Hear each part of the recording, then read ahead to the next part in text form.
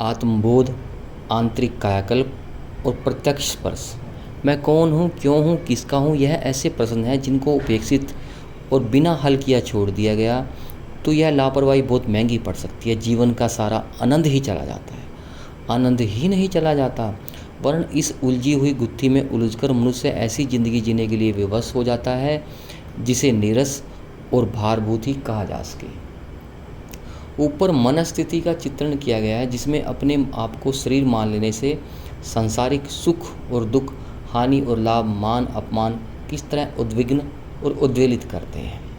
जो कुछ हर हर परिस्थिति आशंका और असंतोष से भरी होती है। जो कुछ उपार्जन किया जाता था उसका हर्ष रत्ती भर भी होता है और उसके साथ जुड़ी हुई विषमताएं का चिंतन पहाड़ भर। जिसमें हर्ष थोड़ा और विषाद अपरिमित हो, ऐसी ज़िंदगी जीकर कौन अपने आप को सौभाग्यशाली मानेगा। किंतु अपने संबंध में ही सही ढंग से सोचने की विधि हाथ लग जाए तो देखते देखते जादू की तरह असंतोष और उद्वेग की स्थिति संतोष और उल्लास से भर जाती है। आगे और पीछे जो अंधकार दिख रहा है उसे प्रकाश में परिणत होते देर नहीं लगती। इसी स्थिति को आत्मज्ञान कहते हैं। इसे एक प्रकार का आंतरिक कायाकल्प ही कहना चाहिए। सुना है किन्हीं दिव्य विधियों से वृद्ध और जीर्ण शरीर को नवयौवन की स्थिति में बदला जा सकना संभव है। उस विधि को कायाकल्प कहते हैं।